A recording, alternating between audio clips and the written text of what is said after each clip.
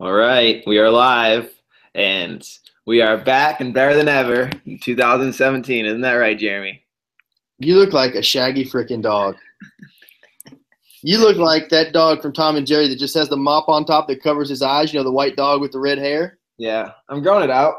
Yeah, that's awful. In my best Chris Morlock / Peter Sagan impression. I'm hoping at training camp, which I'm going to plug it, training camp March 10th through the 12th, Houston. My hair will be long enough to have some sweet flow coming out of my bike helmet. Sweet baby Jesus. I hope that doesn't happen. Will you at least shave that quarter beard you got going on? Yeah, I'll shave that. Okay. But I'm thinking that if I keep growing my hair out until the Chattanooga camp, May 3rd through the 7th, which can be signed up now for an early bird rate, we're safe. Really good. Ever. Okay, anyways, back better than ever. Today we are going to talk about the Stride Power Meter and running with power and why it's probably the best technology for running ever.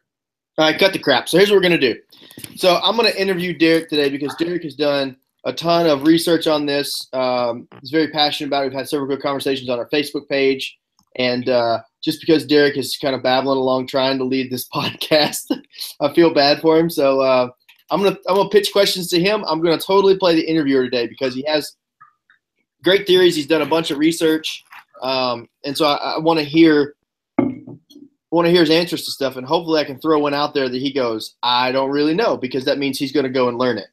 As opposed to me, if I said I don't know, I'm like, I still don't know. So I know Derek will put in the time and go do the research and figure it out. So you ready for this, Derek? I guess. All right. So Derek, I need you to define running effectiveness.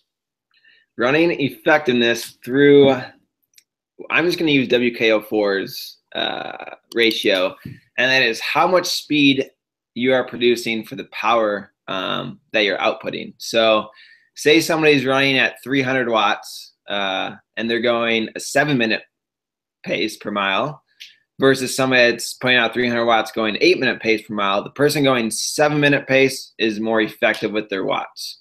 Okay. Let me ask you a question. So to kind of move in line with that.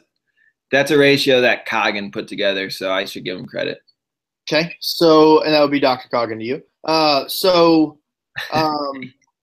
The guy that is putting out 300 watts, that is running the 7-minute mile. Can you look at someone and tell they're going to put out higher watts? Is it, let's use Coach Ray. Ray's a taller guy, has, his stride rate's a little bit lower. He's not a heavy guy. He's just tall. He's 6'3", 6'4", compared to, let's say, Coach Brandon, who we know is a really good runner. Who out of those two, and can you make this correlation or guess, who out of those two puts out more power to run a 7-minute mile? I don't know.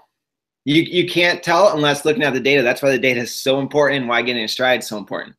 So slow down talking. You're getting way too excited. Oh, yeah, I'm pumped. Okay, so without having a stride, you don't know how many watts you're putting out. You don't know if you're extremely effective or not effective, and you don't know the metrics that make that up.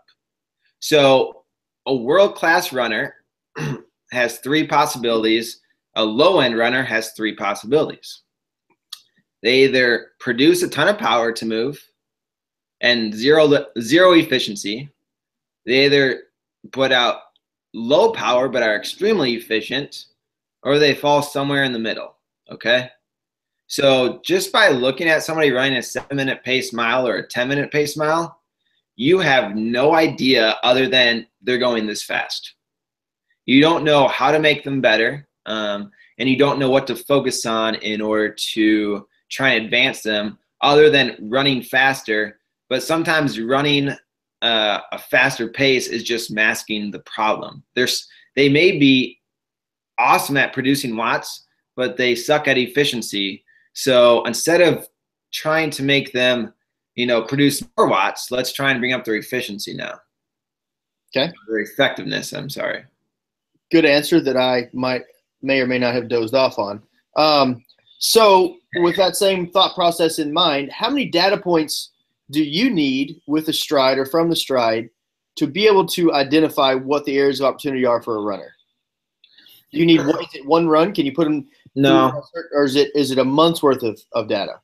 So Jim Vance wrote a book on running with power, and I think this is what I've seen so far. This is true. You need about 2 to 3 weeks of people running like they normally would, which means easy runs, threshold runs, track efforts, long distance. So for the first 2 to 3 weeks, if you're running 5 times a week, don't even look at the power. Just collect the data. And then finally, my athletes that have had this since the start of December, just yesterday, I broke down all of their different data points and focused and saw something that said, okay, this isn't good. Let's focus on this area. And what often happens is I'll compare easy runs to hard runs to tempo efforts to reps and see, okay, where are they most effective? Where are they putting out the most power? Where are they getting the most speed? What does their leg stiffness look like here? And start comparing all those, and you'll start to find a disconnect somewhere in that data. And what if you had to take all those, and I'm totally off your blog, I'm just shooting from the hip now. If you take all that data that you went through yesterday, if you had to name one common thing amongst all the people that you have that are using it, what would it be? Or one common opportunity? Improving effectiveness. And how is that done? Different for everyone. Give me an example. What's one way that the 300 watt 7-minute miler can improve? I'll use one data point. We have a runner that puts out about 300 watts and is running about 8-minute pace miles. And their stride rate is about 150 to 155 steps per minute. It's been proven through scientific research that as you get closer to 180, you become more economical. So what I found with this runner is that at lower watts, his stride rate was 165 and his effectiveness was higher. Okay. At 300 watts, his stride rate was lower and his effectiveness went down. So what we're going to do with him is we're going to bump up his stride rate at higher watts to start to see if we can push him into a higher effectiveness that he can maintain. Okay. So something to piggyback off that, the reason why effectiveness is so important is because it's a difference of using mechanical energy versus metabolic energy. Okay. So the more mechanical energy you use, the more you're using gravity and the springs, your legs, to move forward. The more metabolic energy you use, the least effective you are, the more you have to generate that power from within, and that's going to wear down your body faster. Makes sense. Yeah. So, and let's just for a minute talk about this, because one of the things that you touched on is kind of the future of running and of the sport. So we've all heard about this Nike crew that's they pick these 3 elite marathoners, world record holders, or whatever they are. Stride. What's that? I think they're using Stride. That's what I was going to ask you. So you think that they're using it, and what are your beliefs on breaking that 2-hour barrier? It's going to happen. Sure. It absolutely will happen. Just like the 4-minute mile will fall for ladies. I mean, that's going to happen because what we can do now is we can look at training and we can look at where is the flaw, where's the disconnect between this performance happening and what's happening right now. We can correct for that through months of training. And then one of the things we haven't talked about yet is these athletes will find their threshold power, just like you would with a bike, right? With a cycling power meter. Right. So they're going to find their threshold power, and this is going to guide them into the most efficient pacing protocol to break the 2-hour barrier. So no longer will they say, am I going too hard? Am I going too hard? Now they'll have the data on their watch that says my body can, put this out. I know what I'm doing. If that makes sense. Yes, it does. So Derek, a big question that I have is I'm a traditional runner. I just put my shoes on and I go run. I run off a feel. Mm-hmm. Why do I need this crap? because if you're a traditional runner, you probably run because you want to get better. So if you want to get better, I would strongly suggest that you measure what you're doing. A lot of people measure it in miles, but if you do a lot of hill repeats, do a lot of hill work, you'll know that your miles aren't going to be as high as somebody that runs in flat terrain all the time.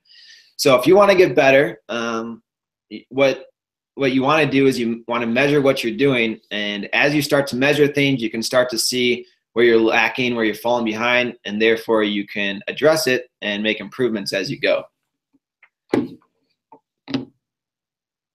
Whatever works for you guys. So, Derek, just kind of wrap us up here. What are your thoughts with who is this device good for? How much is it? Where can they get it? And at the end of the day, should they be using it on every single run, or like a watch, should they unplug occasionally and just go for a run? Yeah, so I'll start with the last point. I would use it on every run. No reason not to. If you have the device, even if you don't look at the data, if you're in like off season or non-data mode, just collect the data so at least your coach has it and you have it for historical records so you can go back when you're ready and look at all that data. It can be found at stride.com. That's the company that we partnered with. And the normal rate for it is $200. We do have a partnership with them, so you can get 10% off. Just ask for the code if you're one of our athletes. So yeah, it's stride.com, stryd.com. $200, which is really low in the endurance industry. And pretty much everybody that wants to get better should be using this. It's funny you say it's low in the endurance industry. I just had this conversation the other day. It's actually expensive for runners. It costs more than a pair of shoes. For runners, yes, that's their biggest obstacle. For triathletes, yeah, as long as it comes with compression socks. So, Derek, I threw some questions at you. Are there anything that I didn't cover that maybe is a talking point, or that you've seen kind of in your case studies in the past 4 to 6 weeks that you want to mention? The best thing I can say is for anybody doing a hilly race, it's going to help drastically, because what this device does is it measures power in 3 planes. So it's measuring your lateral, your horizontal, and your vertical power. So as you're going up a hill, if you try and hold the same pace, like if you're on a pacing strategy, your power is going to go through the roof, and it's going to show you that you're burning matches. So for people that are doing hill repeats or doing races that are, high in elevation or have a lot of terrain, it's going to help you evenly pace out your race and allow you to maximize what your body can do. Okay, good call. And I was one of the first adopters over a year ago when they had the actual chest strap, and they came out with the foot pod, and we just got ours not long ago. Did your dog ever poop yours back out or no? I just chewed it up. It didn't eat it. Okay, just checking.